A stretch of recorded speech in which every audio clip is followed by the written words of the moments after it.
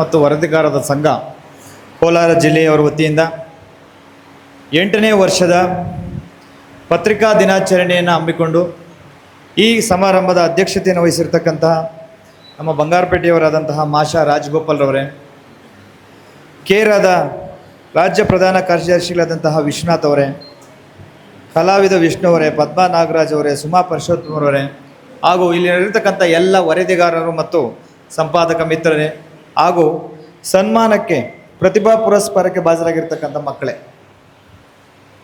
ಪತ್ರಿಕೆ ಇತಿಹಾಸವನ್ನೇ ಬದಲಾಯಿಸಿದೆ. ನಮ್ಮಲ್ಲಿ ಅನಾದಿ ಕಾಲದಿಂದ ನೀವು ನೋಡಿರ್ಬೋದು, ಕತ್ತಿ ಮೇಲ ಶಾಯಿ ಮೇಲ ಅಂತ ಹೋದಾಗ ಕೊನೆಗೆ ಉಳಿದಿದ್ದು ಶಾಯಿನೇ, ಕತ್ತಿ ಉಳಿದಿಲ್ಲ. ಈ ಫ್ರಾನ್ಸ್ ಮಹಾಕ್ರಾಂತಿಯಿಂದ ಆಗ್ಬೋದು, ಈ ಅಲೆಕ್ಸಾಂಡರ್ನ ಯುದ್ಧಗಳ ಕಾಲದಲ್ಲಿ ಆಗ್ಬೋದು, ಕತ್ತಿ ಯಾವುದೇ ಕಾರಣಕ್ಕೂ ಗೆಲ್ಲಿಲ್ಲ, ಶಾಯಿನೇ ಗೆಲ್ತು.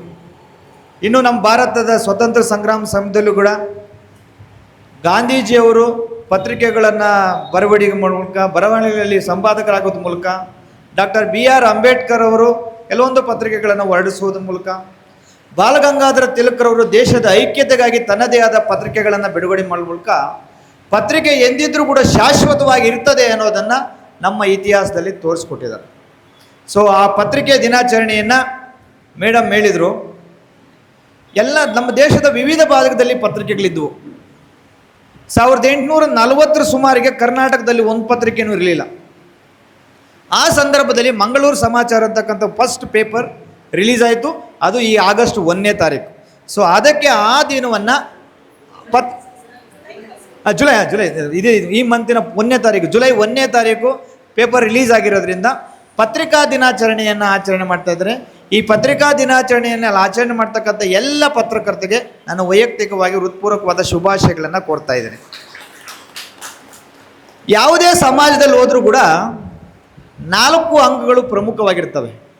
ಒಂದು ಶಾಸಕಾಂಗ, 2 ಕಾರ್ಯಾಂಗ, 3ನೇದು ನ್ಯಾಯಾಂಗ, 4ನೇದು ಪತ್ರಿಕಾರಂಗ ಅಥವಾ ಸಾರ್ವಜನಿಕ ರಂಗ ಅಂತ. ನಾವೆಲ್ಲ ಒಬ್ಬ ಜನಪ್ರತಿನಿಧಿಗಳನ್ನ ನೇಮಕ ಮಾಡಿರ್ತೀವಿ. ಗ್ರಾಮ ಪಂಚಾಯತಿ ಮಟ್ಟದಿಂದ ತನ್ನದೇ ಆದ ಜನಪ್ರತಿನಿಧಿಗಳಿರ್ತಾರೆ. ರಾಜ್ಯದಲ್ಲಿ ವಿಧಾನಸಭೆ ಇರ್ತದೆ, ರಾಷ್ಟ್ರ ಮಟ್ಟದಲ್ಲಿ ಲೋಕಸಭೆ ಇರ್ತದೆ. ಆ ಲೋಕಸಭೆಯಲ್ಲಿ ಏನೆಲ್ಲ ಶಾಸನಗಳನ್ನು ಮಾಡ್ತಾರೆ, ಒಳಿತು ಸರಿನ ಜಾರಿ ತಂದವಾಗ ಕಷ್ಟ ಸುಖಗಳು ಕಾರ್ಯಾಂಗಕ್ಕೆ ಗೊತ್ತಾಗುತ್ತೆ. ಎಲ್ಲ ಶಾಸಕಾಂಗ ಮಾಡಿದಂಥ ಶಾಸನಗಳನ್ನು ಜಾರಿಗೆ ತರಬೇಕಾದ್ರೆ ಕಾರ್ಯಾಂಗದ ಕೈಲಿ ಆಗೋದಿಲ್ಲ.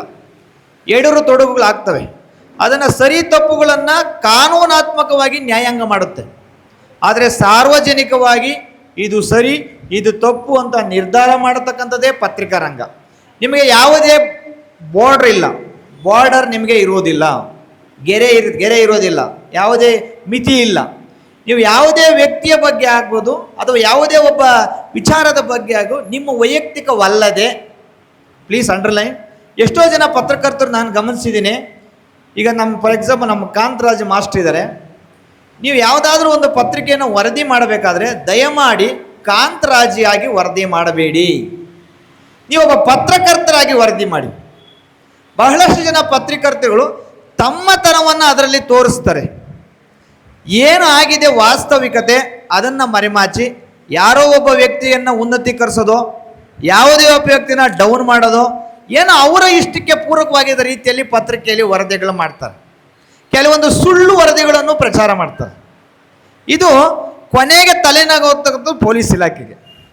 ಈ ವದಂತಿಗಳನ್ನು ಹರಡ್ತಕ್ಕಂಥದ್ದು ಹೇಗೆ ಹರಡ್ತದೆ ಅಂದರೆ, ಸ್ಟಾರ್ಟಿಂಗಲ್ಲಿ ತುಂಬ ಚೆನ್ನಾಗಿರ್ತದೆ, ಒಂದಿನ ಏನೂ ಆಗಲ್ಲ, 2ನೇ ದಿನ ನಂತರ ಸ್ಟಾರ್ಟ್ ಆಗುತ್ತೆ. ಈ ವದಂತಿ ಹೇಗೆ ಹರಡ್ತದೆ ಅಂದರೆ, ಅಲ್ಲಿ ಏನೂ ತಪ್ಪಿರಲ್ಲ. ಪತ್ರಕರ್ತರು, ವರದಿಗಾರರು ಮತ್ತು ಸಂಪಾದಕರು ಏನು ಮಾಡಿರ್ತಾರೆ, ತಮ್ಮನ್ನು ಅದರಲ್ಲಿ ಇಂಟ್ರೊಡ್ಯೂಸ್ ಮಾಡಿರ್ತಾರೆ. ತಾವು ಯಾರು ಅನ್ನೋದನ್ನು ನಾನು ಹೇಳಿದೆ, ವ್ಯಕ್ತಿ ಹೆಸರಲ್ಲಿ ಹೇಳಿದೆ, ಅವ್ರು ಯಾರು ಅನ್ನೋದನ್ನು ಅದರಲ್ಲಿ ತೋರಿಸಿರ್ತಾರೆ.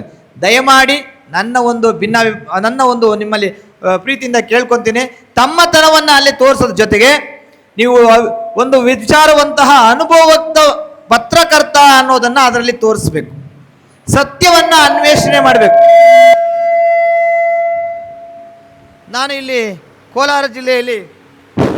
ನಾನು ಕೋಲಾರ ಜಿಲ್ಲೆಯಲ್ಲಿ 2014ರಿಂದ ಗಮನಿಸ್ತಾ ಇದ್ದೀನಿ ಮೇಡಮ್.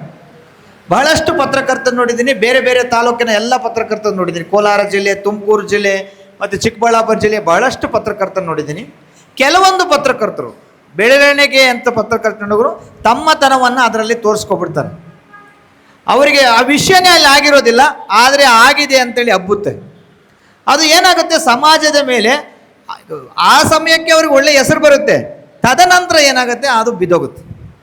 ಸೊ ದಯಮಾಡಿ ಪತ್ರಕರ್ತರು ಅಂತಕ್ಕಂಥದ್ದು ನಮ್ಮ ಪೊಲೀಸ್ ಇಲಾಖೆಗಿಂತ ಹೆಚ್ಚಾಗಿ ಸ್ಟ್ರಾಂಗ್ ಆಗಿರಬೇಕು. ನಮಗಾದರೂ ಯೂನಿಫಾರ್ಮ್ ಇರ್ತದೆ, ವೆಪನ್ನಿಂದ ಹಿಡಿದು ಜೀಪಿಂದ ಹಿಡಿದು ಎಲ್ಲ ಗೌರ್ಮೆಂಟ್ ಸೆಕ್ಯೂರಿಟಿ ಇರ್ತದೆ, ಆದರೆ ಪತ್ರಕರ್ತೆಗೆ ಯಾವುದೇ ಸೆಕ್ಯೂರಿಟಿ ಇರೋದಿಲ್ಲ. ಸೊ ದಯಮಾಡಿ ನೀವು ವಸ್ತುನಿಷ್ಠವಾಗಿ, ವ್ಯಕ್ತಿಗತವಾಗಿ, ವೃತ್ತಿನಿರತರಾಗಿ, ಪ್ರೊಫೆಷ್ನಲ್ ಎಥಿಕ್ಕನ್ನು ಬಳವಡಿಸ್ಕೊಂಡು ನಾನೊಬ್ಬ ಪತ್ರಕರ್ತ, ಕನ್ನಡಪ್ರಭದಲ್ಲಿದ್ದೀನೋ, ವಿಜಯ ಕರ್ನಾಟಕದಲ್ಲಿದ್ದೀನೋ, ಯಾವುದೇ ಒಂದು ಪೇಪರಲ್ಲಿದ್ದೀನಿ, ನನಗೆ ಸತ್ಯವನ್ನು ಅನ್ವೇಷಣೆ ಮಾಡಿ ಜನರಿಗೆ ತಿಳಿಸಬೇಕು. ನಾನು ಏನು ಹೇಳ್ತೀನಿ ಇಂಪಾರ್ಟೆಂಟ್ ಅಲ್ಲ, ಅಲ್ಲಿ ಸತ್ಯ ಏನಾಗಿದೆ ಅನ್ನೋದನ್ನು ಹೇಳೋದಕ್ಕೆ ನಿಮ್ಮ ವರದಿ ಇರಲಿ ಅಂತ ನಾನು ಆಶಿಸ್ತೇನೆ. ಸೊ ಈ ದಿವಸ ಪತ್ರಿಕಾ ದಿನಾಚರಣೆ ನಮ್ಮ ಕೇರಾ ವತಿಯಿಂದ, ಕರ್ನಾಟಕ ಸಂಪಾದಕರ ಮತ್ತು ವರದಿಗಾರರ ಸಂಘದಿಂದ ನಮ್ಮ ಬಂಗಾರಪೇಟೆಯಲ್ಲಿ ಹಮ್ಮಿಕೊಂಡಿದ್ದೀರಿ. ಇದು ತುಂಬ ಯಶಸ್ವಿಯಾಗಲಿ, ತಾವೆಲ್ಲ ಒಗ್ಗೂಡಲಿ, ಎಲ್ಲ ಮಾಹಿತಿಗಳು ತಮಗೆ ಅರಿದು ಬರಲಿ.